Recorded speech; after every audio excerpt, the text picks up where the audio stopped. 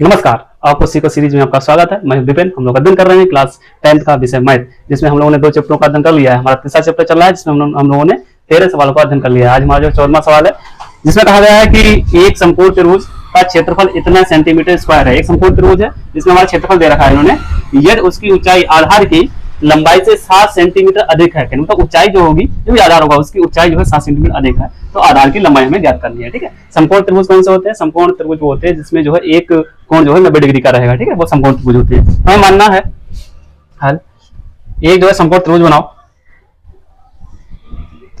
A B C, जहां पे B क्या है? समकोण है। एक समकोण त्रिभुज का क्षेत्रफल हमें दिया हुआ है, तो ये माना ए बी सी एक समकोण त्रिभुज है। ठीक है, तब आधार BC बराबर x और ऊंचाई ए बी बराबर y। मान लीजिए आधार x है और ऊंचाई y है। ठीक है, एक समकोण त्रिभुज ABC है जिसका आधार x है, ऊंचाई y है। तो ABC एक समकोण त्रिभुज मान लिया, आधार हमने जो x मान लिया, ऊंचाई जो है y मान लिया। अतः समकोण त्रिभुज का क्षेत्रफल का फार्मूला होता है, क्या होता है? 1/2 आधार गुणा ऊंचाई। ये समकोण त्रिभुज का होता है। ठीक है, सब अलग अलग प्रकार के त्रिभुज है, उनका जो क्षेत्रफल जब निकाला जाता है अलग अलग प्रकार से निकाला जाता है। तो समकोण त्रिभुज का जो क्षेत्रफल है उसका फार्मूला होता है, वो होता है 1/2 समकोण त्रिभुज का क्षेत्रफल। क्या होता है? 1/2 गुणा आधार गुणा ऊंचाई, ये फार्मूला होता है। तब 1/2 आधार कितना है? x, ऊंचाई कितना है? y। भाई समकोण त्रिभुज का क्षेत्रफल ये है, और हमें समकोण त्रिभुज का क्षेत्रफल दे कितना रखा है? 30 सेंटीमीटर स्क्वायर। यानी मतलब जो ये समकोण त्रिभुज का क्षेत्रफल है वो इतने के बराबर रहेगा, 30 सेंटीमीटर स्क्वायर के बराबर रहेगा। ठीक है, ये समकोण त्रिभुज का क्षेत्रफल है, कितना? 30 सेंटीमीटर स्क्वायर। तब x y बराबर 30, जो बटे में उधर जाएंगे, किसमें चले जाएंगे? गुणा में चले जाएंगे। तो x और y बराबर कितना आ जाएगा? 60। समीकरण से x और y बराबर 60 आ गया है। अब उसमें एक बात और कही गई, क्या कहा गया है कि लंबाई जो है, यदि उसकी ऊंचाई आधार की लंबाई से 7 सेंटीमीटर अधिक है। प्रश्नानुसार क्या कहा गया है कि यदि उसकी ऊंचाई आधार की लंबाई से, आधार की लंबाई x है और ऊंचाई y है, से 7 सेंटीमीटर अधिक है। ऊंचाई अधिक है, ऊंचाई अधिक है y + 7। क्या यदि उसकी ऊंचाई आधार की लंबाई से 7 सेंटीमीटर अधिक है। ठीक है, ऊंचाई ऊंचाई 7 सेंटीमीटर इससे अधिक है, और बराबर करने के लिए हमें इधर जो है 7 से ऐड करना होगा। तो ये जो है कहने मतलब जो है, तो x जो है, इस x से y जो है जो 7 सेंटीमीटर अधिक है, लेकिन हमने बराबर किया है, तो बराबर करने के लिए हमें इधर जोड़ना पड़ेगा ना, तभी तो बराबर होगा। कि कहने मतलब जो है यदि जो है आधार 8 है और ऊंचाई जो है 15 है, तो ऊंचाई 7 अधिक है, आधार अगर 8 माना तो ऊंचाई 15 हो जाएगी। हम बराबर करना है तो इधर में 7 करना पड़ेगा, तो इधर 7 को तभी तो बराबर होंगे। इसी प्रकार भाई ऊंचाई जो है वो हमारी 7 सेंटीमीटर अधिक है, आधार जो है 7 सेंटीमीटर कम है, और हमें बराबर लगाया है, तो बराबर लगाया है तो इसका मतलब जो है इधर हमें 7 ऐड करने होंगे, तभी जो है बराबर होंगे। अब इसे हल करेंगे तो जो है y का मान, या हम ये भी कह सकते हैं कि y का मान हमारा आ गया है x + के 7। ठीक, y का मान समीकरण 1 में रखने पर, अब y का मान समीकरण 1 में रख देंगे तो y का मान क्या है? x + के 7 बराबर कितना दिया हुआ है? 60। ठीक है, अब इसे हल कर लेंगे तो x स्क्वायर हो जाएगा प्लस के 7x हो जाएंगे बराबर 60। इधर आएगा तो माइनस का हो जाएगा, x स्क्वायर माइनस के प्लस के 7x माइनस के 60 बराबर 0। ये जो हमारे पास जो समीकरण बनी है, ये हमारी द्विघात समीकरण बनी है, इसके हमें जो है क्या करने हैं? गुणनखंड करने पड़ेंगे। ठीक, अब कैसे किए जाते हैं? अब इससे 60 के आगे जो भी संख्या होगी उससे मल्टीप्लाई करनी है। अब इसके आगे कोई संख्या है नहीं तो 1 मानना है, तो 60 एकम 60। अब ये 60 अपने दिमाग में रख लो या जो है कहीं पे रख लो। अब गुणा करो तो 60 आ जाए, अब घटा दें तो 7 बचे। इसीलिए 2 संख्या ज्ञात करनी है कि गुणा करने पर 7 आ जाए और उन्हें आपस में घटा दिए जाए तो कितने बचने चाहिए? 7 बच जाए। तो 12 पंजे 7 5 12। ठीक, 12 पंजे 60। तो हमारे पास जो संख्या आई हैं वो आई हैं 12 माइनस के 5 x माइनस के 60 बराबर 0। हल कर लेंगे, x स्क्वायर प्लस के 12x माइनस के 5x माइनस के 60 बराबर 0। अब इसे हल करेंगे तो ये आ जाएगा हमारा, इसमें से कॉमन लेने हैं तो इसमें कॉमन लेंगे तो x कॉमन है, तो x प्लस के 12 बचेंगे। इधर जो है कॉमन ले दो, ये प्लस का कॉमन है, ये प्लस का कॉमन है, यहाँ पे माइनस है, ये प्लस है, यहाँ पे माइनस है। इसका मतलब जो हमें क्या करना है? माइनस कॉमन लेना है। माइनस क्या कॉमन लेना है? 5 कॉमन है इससे, और 5 कॉमन ले लिया, यहाँ पे x बचेगा, माइनस कॉमन है तो प्लस रहेगा, और 5 12 में 60 है और 60 में हमने 5 कॉमन ले लिए हैं, तो भाग देंगे तो 12 आ जाएंगे। कितने आ जाएंगे? 12 आ जाएंगे। तो हमारे पास आ जाएंगे x माइनस के 5 और x प्लस के 12। ये जो x माइनस के 5 बराबर 0 करेंगे तो x बराबर 5 आ जाएंगे, और x प्लस के 12 बराबर 0 करेंगे तो x बराबर माइनस के 12 आ जाएंगे। अब x क्या है हमारे पास? x जो आया था वो हमने क्या माना था? x जो माना था वो आधार माना था। आधार में x माना था, तो x जो आधार माना था तो हमारे x के दो माना है, एक प्लस का 5 है, एक माइनस का है। तो आधार जो होगा वो माइनस में तो होगा नहीं कभी भी, क्योंकि भाई किसी भी चीज की लंबाई है, जैसे यहाँ से यहाँ तक ये रेखा खींच दी है, यहाँ से यहाँ तक रेखा खींच दी है, इसकी जो भी लंबाई है वो प्लस में रहेगी, क्योंकि माइनस में नहीं हो सकती है। तो इसी प्रकार अगर आधार है तो आधार हमेशा प्लस में रहेगा, चाहे वो 1 हो चाहे 2 हो चाहे 0.1 हो चाहे 0.2, लेकिन रहेगा प्लस में, माइनस में नहीं रहेगा। और हमारे पास एक x का मान माइनस में आया तो ये मान में लेना है, x बराबर 5 लेना है। तो हमारा जो आधार आया है वो आधार जो हमारा क्या आया है? आधार x बराबर 5 आ गया है। और जो है ऊंचाई हमारे पास क्या थी? ऊंचाई जो थी वो आधार से कितनी थी? 7 अधिक थी। तो ऊंचाई आधार से जब 7 अधिक थी तो ये x तो हमारे पास 5 आया है और प्लस के 7 यानी कि 12। तो ऊंचाई जो है ये 12 है, आधा हमारे पास कितना है? 5 है। ऊंचाई कितनी आई है? 12 आई है। इसका मल्टीप्लाई करेंगे तो 12 पंजे 60, उसका आधा करेंगे तो 30, तो हमारा जो है क्षेत्रफल है। ठीक है, आसान सवाल है, बिल्कुल कठिन सवाल नहीं है। बस जो है एक समकोण त्रिभुज है इसमें जिसका हमें क्षेत्रफल दे रखा है, ये तो उसकी ऊंचाई आधार की लंबाई से, क्योंकि आधार की लंबाई ऊंचाई 7 सेंटीमीटर अधिक है, उसने 7 सेंटीमीटर अधिक कर दे दिया है, तो आधार की लंबाई ज्ञात करो। हमने आधार की लंबाई ज्ञात कर ली है। हमने आधार x माना, ये y मान लिया, एक बार इसका क्षेत्रफल निकाल लिया। क्षेत्रफल निकालने के बाद x और y के मान जो है 60 आ गए, मल्टीप्लाई होगी तो 60 आ जाएंगे। उसके बाद जो है हमने x का इसमें जो है मान रखेंगे, बाइक जो है रिलेशन के अनुसार में जो कहा गया है कि वो जो है लंबाई 7 अधिक है, तो जो है ऊंचाई 7 अधिक है, तो 7 अधिक ऊंचाई करेंगे तो इसमें 7 ऐड करने होंगे। ये 7 ऐड करेंगे तो हमारे पास बाई का मान आ जाएगा।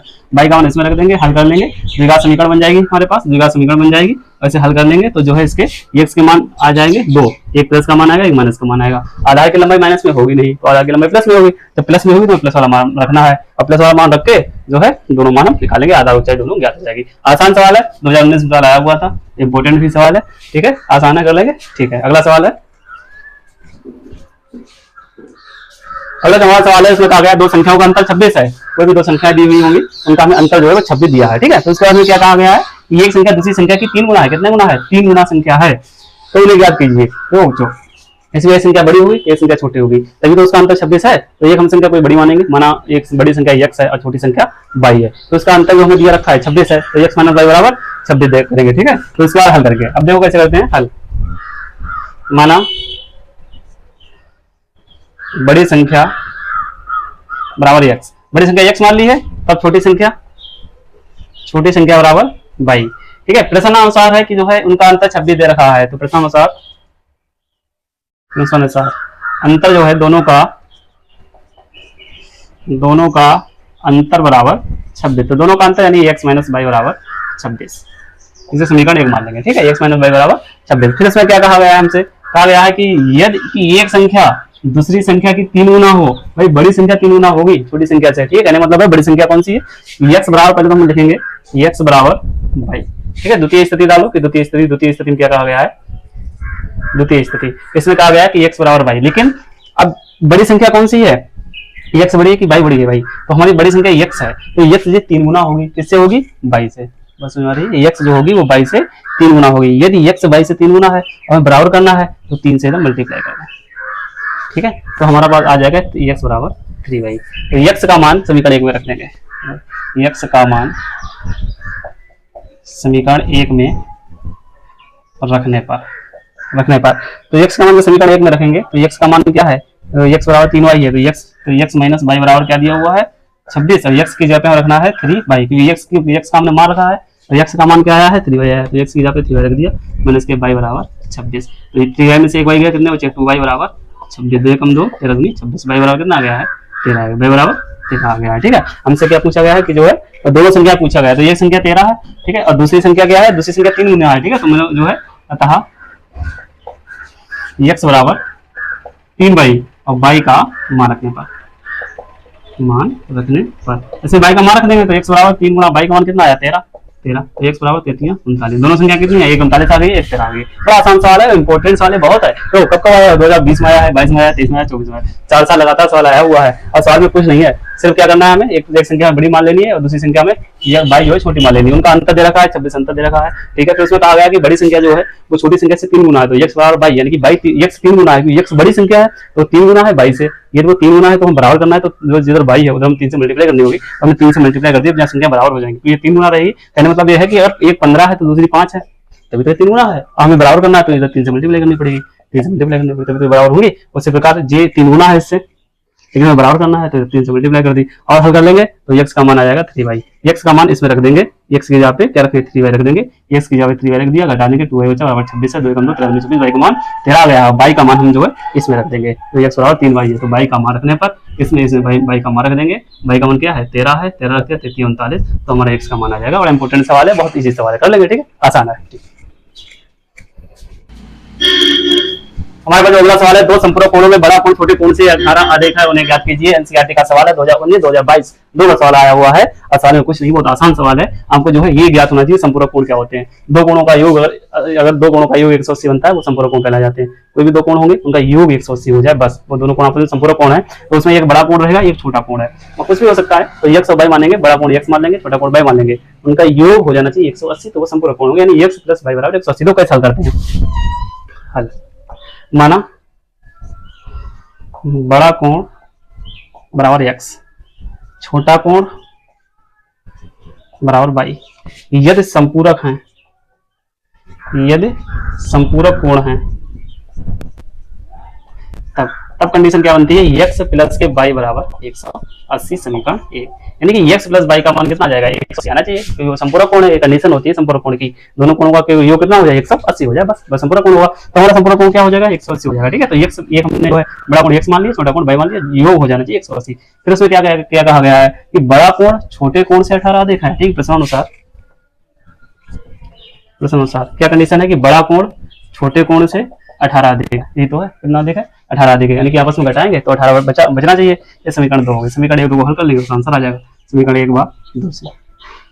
समीकरण पहली कौन सी है, x + y बराबर 180, दूसरी क्या है x - के y बराबर 18, दोनों पर विधि लगा लेंगे और इसे हल कर लेंगे, आंसर आ जाएगा, ठीक है। कहने मतलब है कि हमें जो है एक संख्या काटनी है, कोई जो प्लस माइनस है इसे काटोगे तो कहने मतलब अपोजिट चिन्ह है तो हम जोड़ लेंगे, पहले ही बताया था, यदि अपोजिट चिन्ह होते हैं जोड़ते हैं, समान चिन्ह तो घटाया जाता है, तो ये जोड़ लेंगे तो इधर भी जुड़ जाएगा इधर भी जुड़ जाएगा, तो ये कट जाएंगे, x और 2x हो गए बराबर, ये जुड़ जाएंगे 8 हो जाएंगे 9 हो जाएंगे 1 हो जाएंगे, 2 एकम 2 2 9 18 2 9 18 x बराबर 99 डिग्री। एक को हमारा 99 डिग्री आ गया है, x का मान रख दो, चाहे इसमें रख दो, अच्छा जो है इसमें किसी में भी रख सकते हैं x का मान, x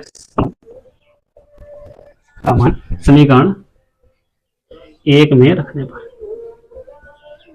समीकरण 1 कौन सी है हमारे पास, ये वाली ना, x + y बराबर 180, x का मान है 99 प्लस के y बराबर 180, y बराबर 180 - के 99, हल कर लेंगे तो 180 में से जो है 99 कम कर देंगे, इधर कितना हो जाता है 10 1 और 81, कितना आ जाएगा 81 डिग्री। दोनों कोण आ गए हमारे पास, ठीक है। एक हमारा जो है कोण होगा 99 डिग्री का, एक कोण कितना होगा 81 डिग्री का, और हम इसे घटाएंगे तो जो है कितना अंतर आना चाहिए 18 का अंतर आ जाना चाहिए, ठीक है। घटा के देखो 99 में से 81 से घटाओगे तो 18 का अंतर आ जाएगा, ठीक है। आसान सवाल है, बहुत आसान सवाल है, और 2 सवाल आया हुआ है, इंपॉर्टेंट भी सवाल है, ये कुछ नहीं है, बस हमको क्या करना है, इनका दोनों का योग 180 कर देना है, फिर उसके बाद जो है उसका अंतर में दे रखा है 18 है, फिर अंतर में 18 कर देना, अब लोग लगा के x y के मान निकाल लेने, आसानी से सवाल हो जाएगा, ठीक है।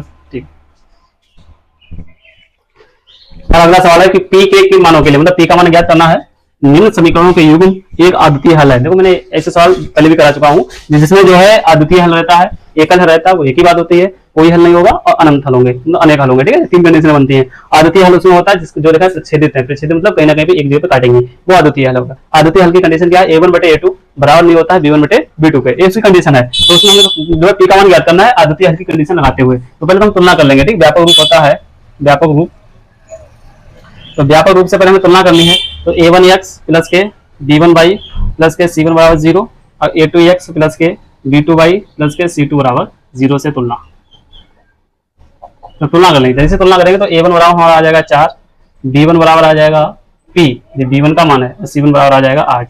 इसी प्रकार a2 बराबर आ जाएगा 2, b2 बराबर आ जाएगा 2 और c2 बराबर क्या आ जाएगा 2, हमारा c2 का मान है। अब a1 b1 c1 और a2 b2 c2 के मान आ गए हैं, हमें कंडीशन क्या लगानी है, युग्म अद्वितीय हल है, यदि अद्वितीय हल है, यदि अद्वितीय हल हो तब क्या कंडीशन होती है, a1/a2 और बराबर नहीं है B1 बटे B2, ये कंडीशन बनती है। A1 का मान क्या दिया हुआ है 4, A2 का मान क्या दिया हुआ है 2, बराबर नहीं है B1 का मान क्या है P, B2 का मान क्या है 2। ये हमें जो है ज्ञात करना है, तो P 2 से 2 कट जाएंगे तो P और P बराबर नहीं है 4 के, ठीक है। तो P का मान क्या आ जाएगा, बराबर नहीं है 4 के। यही हमें P का मान पूछा है, एक आंक पूछा है, आसान सवाल है और 3 बार सवाल आया हुआ है और कुछ नहीं है, बस हमको व्यापक रूप लगा के तुलना कर लेनी है। A1 B1 C1 के मान, A2 B2 और C2 के मान ज्ञात कर लेना है। तो जो है एक कंडीशन दी हुई है अद्वितीय हल होने की, वो कंडीशन लगानी है। कंडीशन लगाने के बाद P बराबर मैं जो है बराबर नहीं है 4, ये जो है P का मान निकल आएगा, वही हमसे पूछा गया, ठीक है। आसान सवाल कर लेंगे, ठीक है। ये जो है हमने इस वीडियो में हमने 17 सवाल कर चुके हैं। अब जो अगली वीडियो आएगी उसमें जो है जिस चैप्टर में जो बकाया सवाल रहेंगे वो हम जो है उनका अध्ययन करेंगे, ठीक है।